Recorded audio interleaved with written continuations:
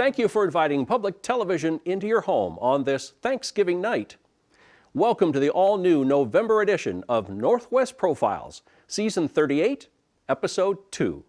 I'm Tom MacArthur. Tonight, we explore the diversity in our Northwest communities, fall on the mats of a Spokane martial arts studio, fly aboard an airborne ambulance, stand on the deck of a steamship in BC, Canada, and sit in some wooden furniture handmade in Montana. Are you ready? Let's go. We begin tonight on the mats at newborn Kaslo Jiu-Jitsu in Spokane.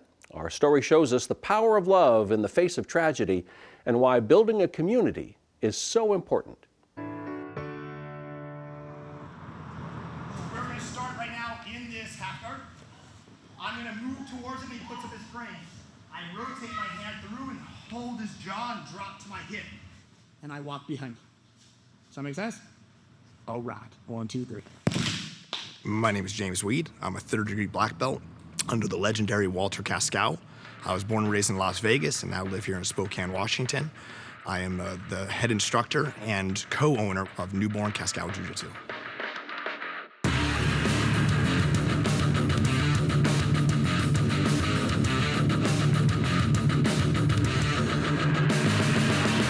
So Jiu-Jitsu is a leverage-based martial art. So it's a lot like wrestling, but with chokes and submissions.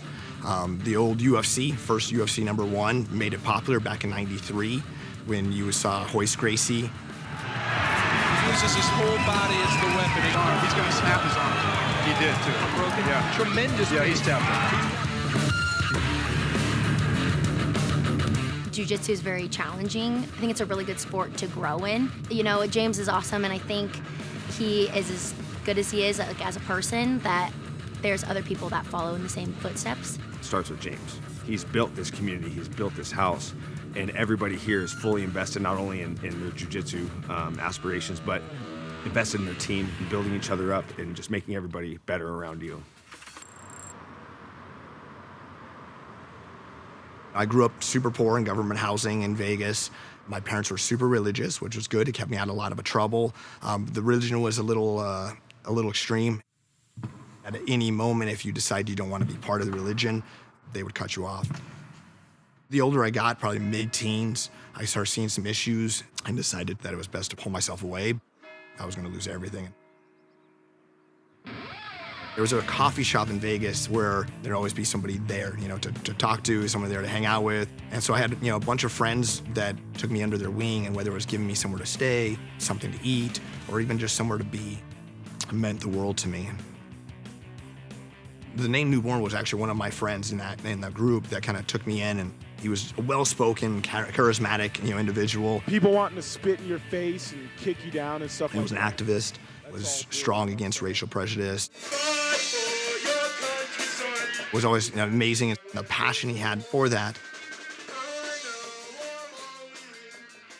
Because of the stance he had and because of being such a charismatic guy, one day, you know, Nazis decided to actually murder him in the deserts of Las Vegas.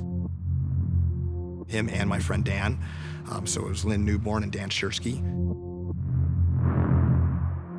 I remember I lost my mind for a bit. I wanted to fight all the time. I just needed an outlet, and I found all the wrong outlets. I would say it was anger that brought me to jiu-jitsu, but it was actually love that made me stay. I went into Kaslo Jiu-Jitsu in Las Vegas. I met my coach, Walter Kaslo. To have somebody who was like a mentor, who was an unbelievably amazing competitor, one of the toughest people I've ever met in my life, but have so much heart and to care. I couldn't think about anything outside those doors. I couldn't think about family life. I couldn't think about work. I couldn't think about anything besides the fact that somebody was trying to choke me. You know, I had to be in the element, and I had something that I wanted to master. If I wanted to be good at this, I had to let whatever was outside those doors go and focus on what I was doing.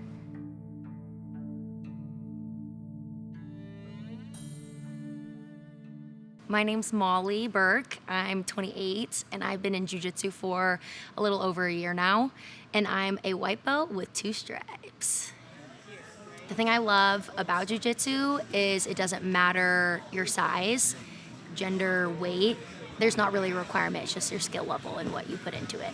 I've rolled with guys that are 220 pounds, and I've got them to tap, and I'm not that big. Back in August of 2022, I almost died. There was a guy who attacked me on my morning walk. I felt like something was taken from me. When I came to jiu-jitsu, they helped build back a lot of confidence that I thought I lost from that attack. Because of Newborn and James specifically, they create such a safe environment. James, I feel like, has a really good judge of character. He brings in more people that are like him and love jiu-jitsu, they're good at jiu-jitsu, and they just want to share that with other people. I'm Michael Chiesa. I'm a 2-stripe brown belt under James Wheat here at Newborn Casco in Spokane. I fight professionally in the UFC, and I'm also a broadcaster for ESPN. The thing I love about jiu-jitsu is it's the soft art where there's so much fluidity to being good at jiu-jitsu. It's something that you can't force. It's something you have to train proper techniques. Success isn't determined by winning and losing or your belt rank. Success is determined by your commitment, coming in and showing up every day. James, as the leader of this gym and this team, it's kind of forced me to grow up a little bit in all the right ways, and it's made me a better man. I can tell a difference not only in how I compete as a fighter, but how I walk through life as a human being. And that's the thing I love about it. It's more than a team, it's a community. We're really here to take care of each other and at the same time push each other, and that's what helps us all grow.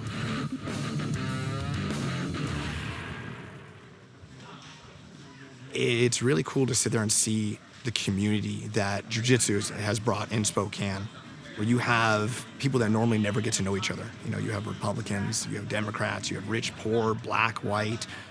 I always say we have cops, and I have people with grow-ops. You have all these different walks of life, and this kind of forces you to put a face to that other side. And especially they'll do that in the name of Newborn, in the name of my friend who, that was his passion, and that was something that meant so much to him, the fact that people, aren't that different. So to be able to do that, keep his name alive, while having everybody come on the mats and trust each other with their limbs as we, armbar each other and choke each other, and then again have that love and that care and that respect for each other is pretty amazing.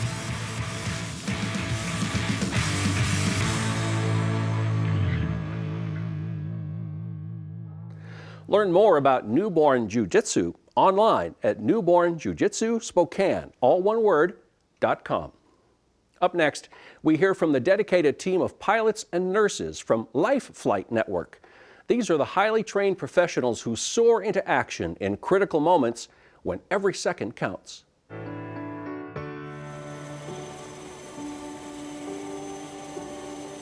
I don't want anybody to be afraid to not call us if you need us. We just have a very loud vehicle, but it's 3 human beings in this helicopter, full on heart and soul coming to get the patient. And we want to save their lives. And so it's 3 human beings in a fancy company vehicle.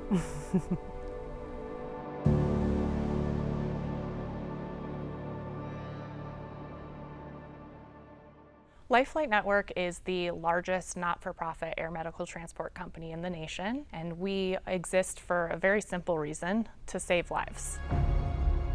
So Life Flight Network actually started all the way back in 1978 as a manual life flight, operating a single French Alouette helicopter out of Emmanuel Hospital in Portland, Oregon. Since then, we've grown to operate over 50 aircraft from 30 bases across 5 states. But what really sets us apart from a typical ambulance is that 1, we're flying, and 2, we are a mobile ICU. Working with a patient before you get to the hospital, there's a lot going on, and 2 of us are working in the back of this helicopter on a patient, whether it's the paramedic pre-hospital or the nurse with the hospital expertise. And when we arrive, it's incredible how much light, room, and space and how many extra hands are there once we get to the hospitals. And it's a relief, that's for sure. But you can get a lot done and save a life in a tiny, tiny space.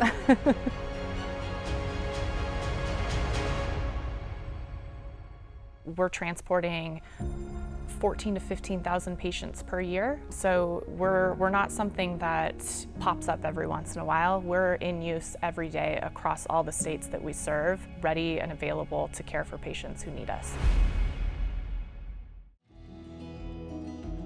My name is Cade Johnson, and I am a helicopter pilot for Life Flight Network. Ever since I was a little kid, I always wanted to fly helicopters. So by the time I was 30, I was dead serious about it, and I quit everything else and started training. And I've been doing it ever since. It's been 6 years. The reason why I'm still here is because I absolutely love the work that we do, and I get to go home knowing that we help people.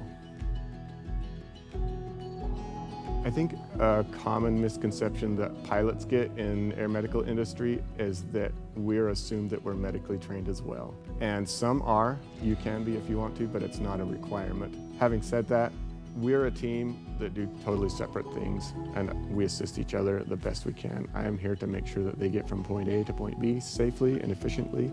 And when we're on the ground, I become another hand, another set of eyes, and I help them as much as possibly can to make their lives easier, because it's a busy time for them. In our jobs, we see the most unique situations. You can literally say, I don't think I'm ever going to experience that, and then the next day you will. And you better be prepared for it and know how to save somebody from that situation. There's a saying that I love and that I absolutely live by, and it's, we are not studying to pass the test, we are studying because one day we'll be the only thing between our patient and the grave. And that's what we're here for. The best advice that I've been given is slow is smooth and smooth is fast. A lot of these emergencies, it is somebody's emergency, but I try to make it a point to not let it be my emergency. That doesn't mean that we have to work slow. That just means that we need to have our processes in order, and the speed will come. And my demeanor is a lot like most of these pilots. We're very calm. That's our job, is to try to make sure that the crew gets what they need. I think there's a personality trait that comes along with being in this field, this industry, and there's nothing that's too extreme. There's no location that you're at where we think, well, that's unusual how you got there. We usually think, well, that's pretty cool, I wish we were there. We got a scene call just not long ago, right up on the side of Mount Rainier. High altitude, we circled around for a long time trying to find a good spot, and we actually were able to successfully land. We picked up the patient and we took him to the hospital when he was having a heart attack, so potentially we saved him. There was nowhere for him to go. It's not every day, but I mean, we look forward to those kind of calls. We all want to be in the air. We all want to be flying to you, and we want to be there to save your life. And that's our personalities, where we're so excited to be doing this job, and no matter where you send us, we will find you. And we have the equipment on board that we will make it better, no matter how remote you are, no matter where your location is at. And it's those beautiful, unique days that keep bringing me back, that keep me excited, and those things that are so unique to experience. I get to do that for a living.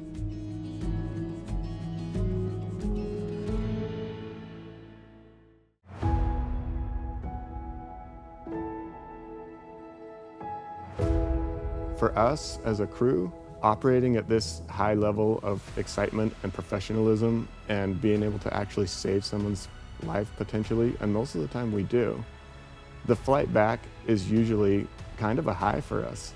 And I'm not going to say it's addicting, but it's something that we look forward to going to work. I've been doing this for 7 years, and I have 1,300 patient contacts, and I remember and I think about those patients every day. It's a person to me. It's not just a patient, it's not just a procedure, it is a person, and I will hold your hand and I will be there. I know that we only have one life to live, and I am so proud to do this job. We all know that we can't do it forever, and it's something that I know that I'm going to look back on and be super proud of it. I already am. Life Flight Network flies out of Phelps Field in Spokane Valley, among its 30 bases across the Pacific Northwest. Life Flight Network will participate in the airport's Neighbor Day open house event again next June. Look for the blue helicopter and meet a few of the members from the team. When the letters SS precede the name of a ship, that means the vessel is a steamship. The SS Moyie was built more than a century ago. Time and the elements have taken their toll. Thanks to some dedicated locals on the shore of Kootenai Lake in the tiny town of Kaslo, BC, the SS Moyie is being restored back to its original glory for all to enjoy. I would go to the ship because it's a chance to see an elegance from Victorian times. The whole ship was built from craftsmanship by people who knew what they were doing. Welcome aboard. The history of the SS Moyie started in 1898. A new Canadian Pacific rail line from the east reached Kootenai Landing. From there, passengers and freight were to be carried to Nelson by a specially built steamboat. On December 7, 1898, the SS Moyie began service on Kootenai Lake. Because the Moyie started out as the dining facility, they'd eat on the Moyie as they were coming across. And so it was all done with the silverware and the fancy dishes and the fancy menus. And then, in 1906, a larger ship, the Kuskanak, was put into service on Kootenai Lake. The Moyie now had a new purpose. Because it was built for being up north, it was a river boat that could land on beaches. So it was relegated to be a freight boat on the lake. And that's why it survived, I'm sure, because it was still useful. And as time went by, the ship's interior became plainer. A major overhaul was due for the Moyie, but the expense ruled it out. After 59 years of service, the SS Moyie was retired and bought by the city of Kaslo for $1, then handed over to the newly incorporated Kootenai Lake Historical Society, which took on the task of preserving the historic ship and telling its story. And it didn't look at all like it does now. It was all just functional, plain, and it was so fun putting all the gold and velvet back. So actually there was a whole crew of women. They found that women were better at it because they were so patient. But it's tedious work. I guess to use a Navy term, I was press ganged. I was asked if I knew anything about ships, and I was in the Navy as a radio operator in my early years. So they said, well, you qualify. I was asked to come and look at things. We had buckets of water coming in every seam of the ship. And the first thing I noticed was the men's salon was sagging, because it's got the wheelhouse and all the engineers' quarters on top. And the canvas, which is 30 years old, and canvas being cotton, it just cracks and breaks and it's not watertight. So I got roped into writing for grants and writing for the monies, and overall over close to 4 years, we got about $850,000, Canadian that is. I had no idea the scope of the money required, but that boat is unique in the world.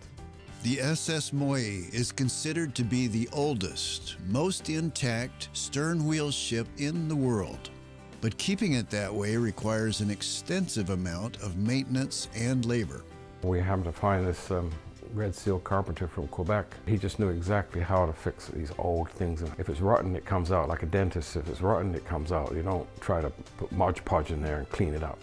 Part of our agreement with the grants, we had to hire students to show them how to get into a career or into a trade. And theoretically, because a lot of it's funded by the BC government, you're supposed to use local materials and local suppliers. So that research and phoning, and that takes a lot of time. Materials came from far and wide. The canvas for the decks came from Edmonton. The fabric for the guardrails came from Texas. The small glass windows came from Victoria. Carpeting in the ladies' salon was found at the Empress Hotel, also in Victoria. Marine glue was donated from Spokane, and the list goes on.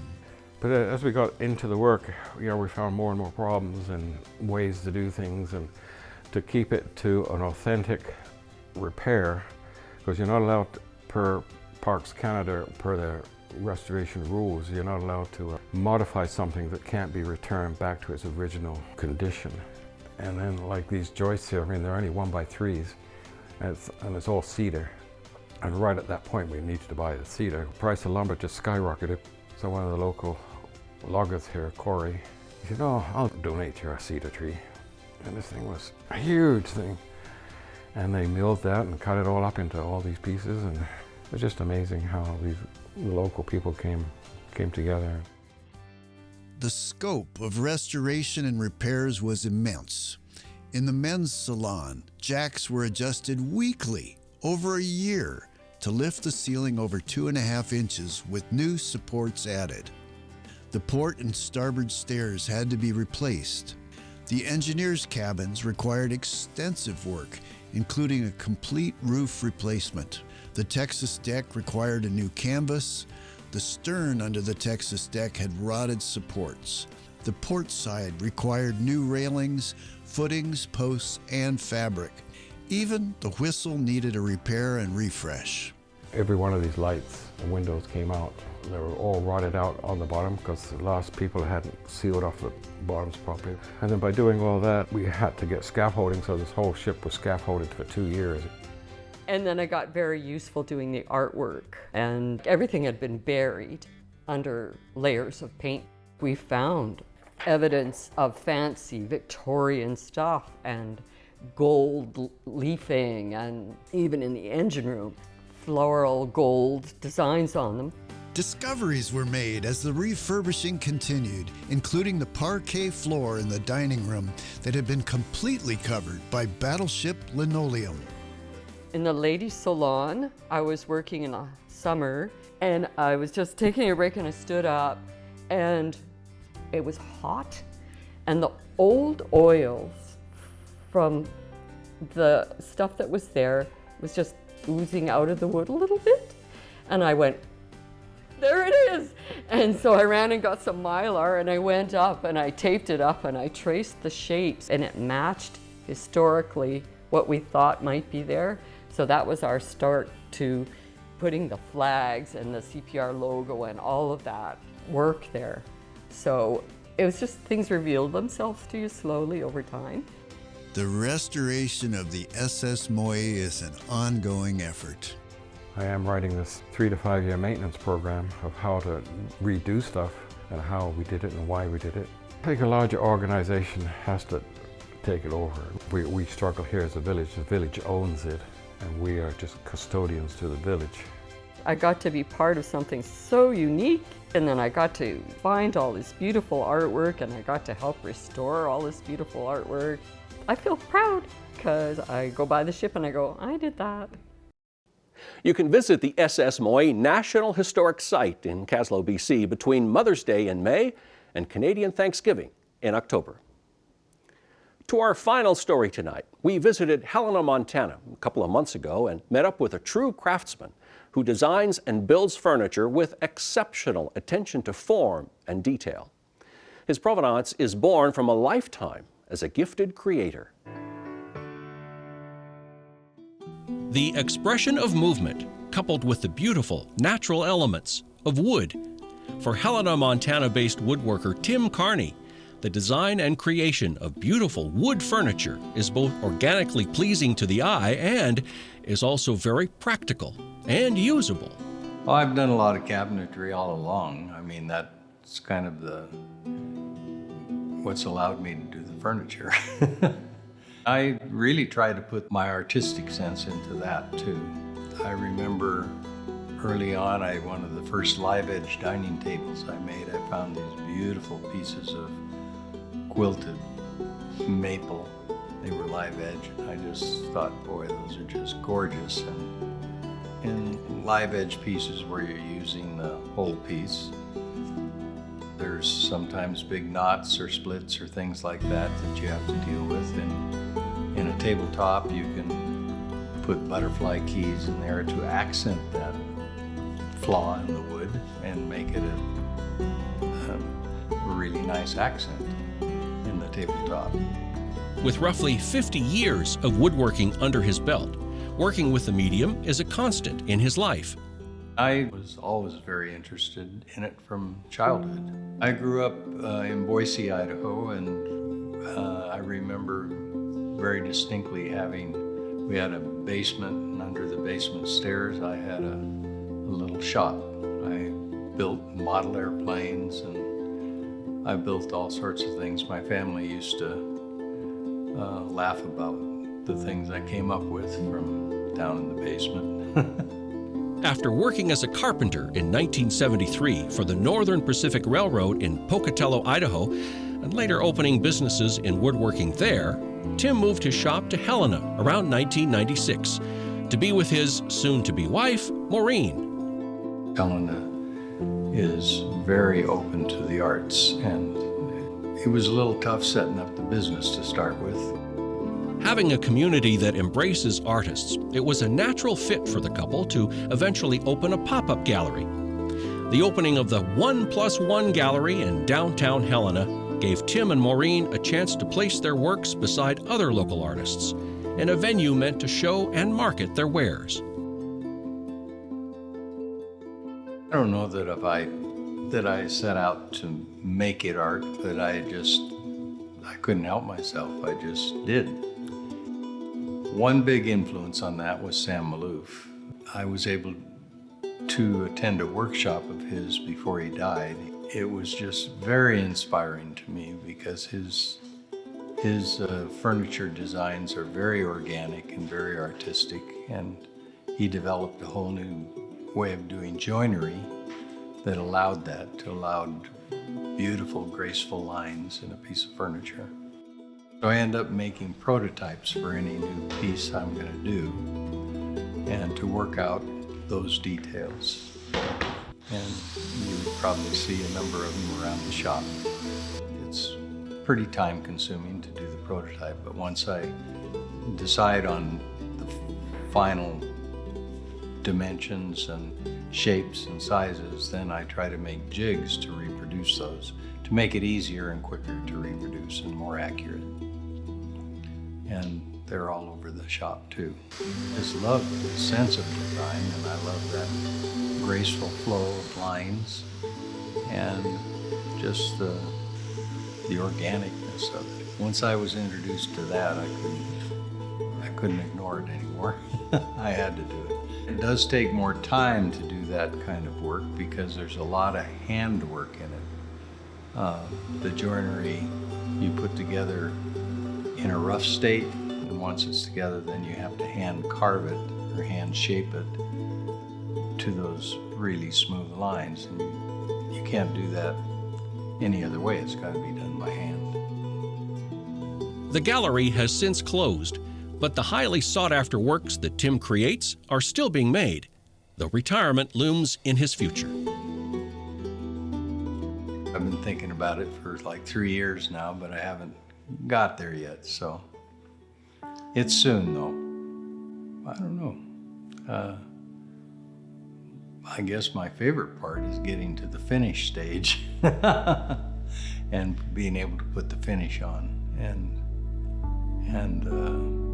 really seeing how it feels and looks. But I enjoy the whole process all the way through. I have over the years. I've really enjoyed that.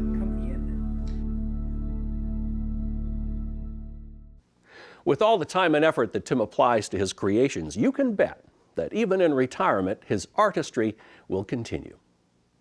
As Northwest Profiles airs tonight, many families in the United States are celebrating the national holiday of Thanksgiving.